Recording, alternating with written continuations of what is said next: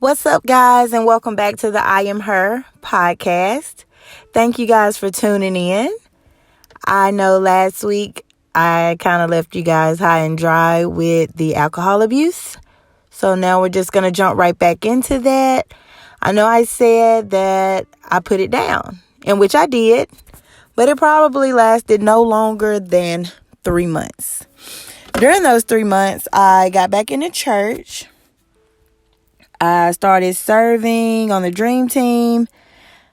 I even began to try to dedicate my entire self to the Lord. I even started to make time for myself. I made time to just stop and help others during my free time. Okay, and along this journey, I met a new guy. And at first, in the conversation, everything seemed really well. It was good. But as I want to say a few weeks or a month or two went by, I realized, okay, he likes to party. So he was out every weekend. I mean, from Thursday to Sunday. And at this time, I was a little homebody. So I was just like, okay, well, I guess he's not going to really make the time for me. So eventually, I started to go out every weekend. Just hanging out with friends, meeting new people. And it became like an every Friday deal, just about. So every Friday, I would get off work and just take off with my friends, and we'll be out to maybe 3, 4, sometimes 5 o'clock in the morning. Bar hopping, dancing, hanging out, just having a good time, not knowing that in some way we were ruining each other's lives. But at the moment, I can say I felt like I was living. So this guy, as I started going out, he started to become a homebody. He started, dedicating more time to himself, learning how to cook, really just finding things to do besides go out. So it's like I started to neglect him. And then eventually we got on the same page for a little while. During that time, I guess we kind of made it official without really saying that it was official. So during this time, I ran into someone that I had previously met a few years ago through my sister. He was a mutual friend of one of her friends. And for the longest, I wanted to have a relationship with this guy. So me and this guy started conversing. I didn't really think too much of the guy that I was already conversing with at the time, because this is what I wanted at the time. Like, this is what my heart desired then. So I remember one night, I think it might have been Valentine's Day, because I think it was on a Friday that day. Me and my friends were hanging out. We're going places. This person, he gets off of work. He goes and hangs out with us. We're pretty much discussing how we would like things to go. And I'm pretty much pouring out my feelings. I'm drunk. So I'm just letting it all out. And he proceeds to tell me that he wanted the same thing, but situations in his life would not allow it.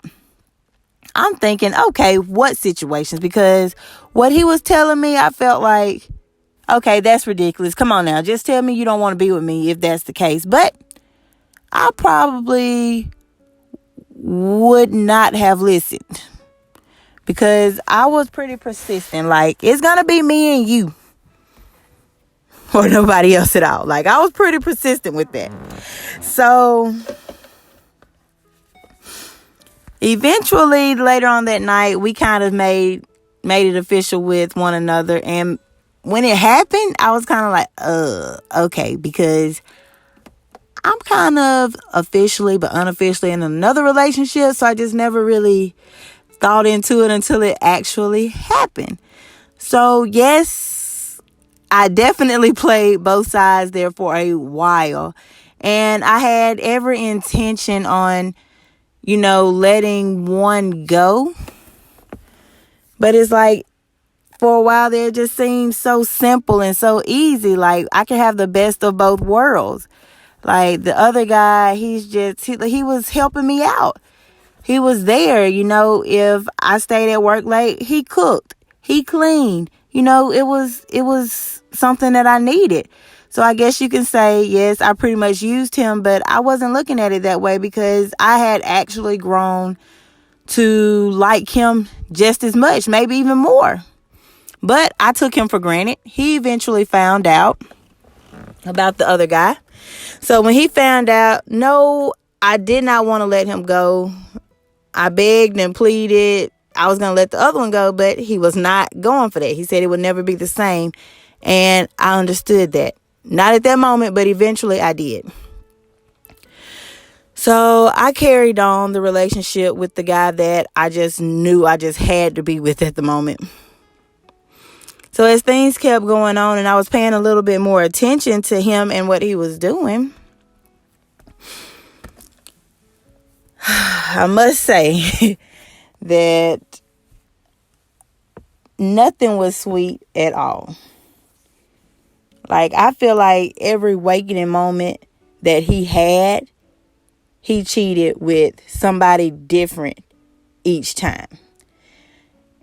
And then once he made a complete circle, he went right back around that circle again.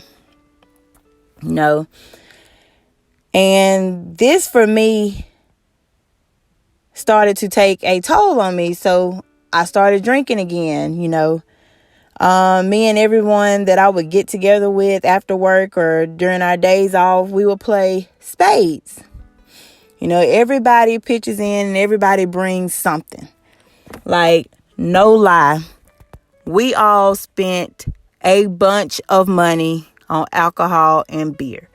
We had maybe 2 or 3 bottles a night. We had maybe, I want to say, 3 12-packs of Coronas or Bud Lights, and we were throwing them back like all night. We would be there for hours.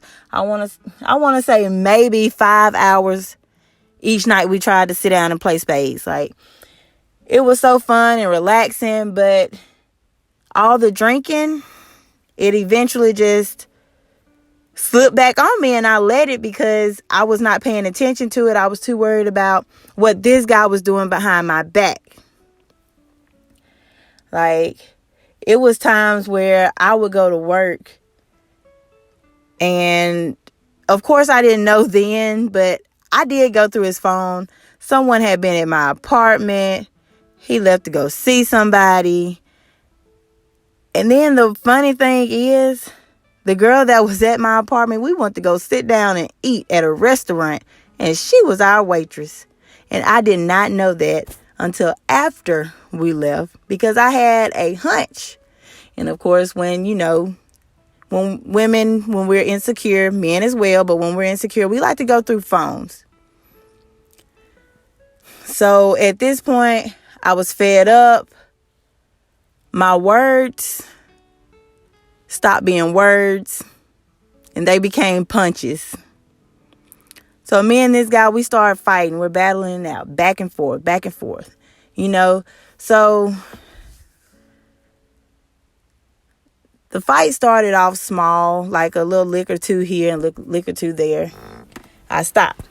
So I used to be a coward. I couldn't find the words to use to break up with him because I had pressured him so many times to be with me. But I knew I was tired and I was fed up. So I tried many different ways to get him to just leave me. Like, I even went so far as to put a empty, open condom wrapper on the side of my bed. Now, he found it, and I want to say we talked about it. Nothing really just happened. I kind of, I pleaded my case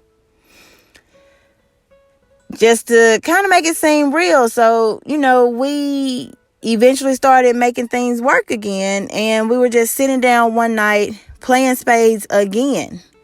And he gets upset. I can't remember what exactly happened to trigger it, but he gets upset. He goes outside. I'm asking him, what's up? Let's talk. He proceeds to throw down the beer bottle. It cracks.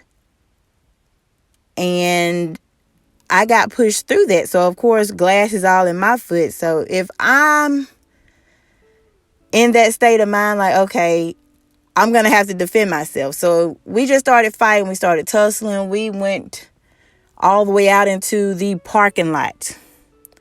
We were fighting that hard. So, I walked back in. And I'm looking at my friends because they're still playing spades. I'm like, so y'all didn't hear none of this shit outside? Like, y'all didn't hear none of it? Y'all just gonna sit up here and play spades? Like, I was heated. Those were my exact words. And they were looking at me like, what? And it's like their eyes went down to my feet and they were like, oh, she's bleeding. I think shit just got real. Okay. So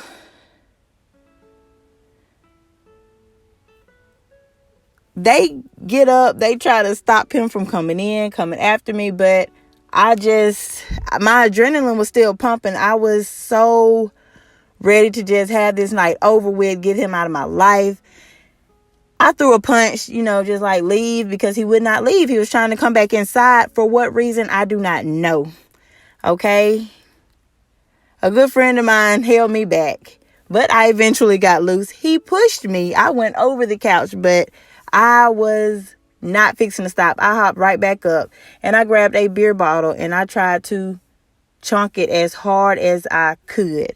I got it off, but if it had not been for my good friend, like lightly grazing my hand, I believe that night I could have really, really messed my life up even more and went to jail for something that I thought about doing in that split second. So everything calmed down. He eventually left. I was telling them what happened, how it got to this point, and that I was just done with it. I don't want to see him anymore, And nobody really understood like how everything got that far that night. Like, to this day, I can say, yes, I was defending myself, but I could have also stopped to think for a second, like, do I really want it to go this far? But under the influence of alcohol and how much I let alcohol influence my life then, I wasn't thinking about that. It was do or die. Like, that's what it was for me. So that's how that relationship began and ended. And I want to say it only lasted maybe 7 or 8 months. So after that relationship, I was single for about a year. And the next guy that I met, I remember a friend of mine had pointed me towards him. It's like, hey, follow this Snapchat. So I did. She was like, he's really, he's some eye candy, girl. He is fine. I was like, okay, I'll do it. So I'm going to leave this story right here and end that on that note. And we'll pick back up next week. And I can tell y'all how that one was. Now, this one is where it gets really, really interesting. And this is where I had to draw the line and really sit down and reevaluate myself. So that's all for this week. I will see you guys next week. Thanks for tuning in. Bye.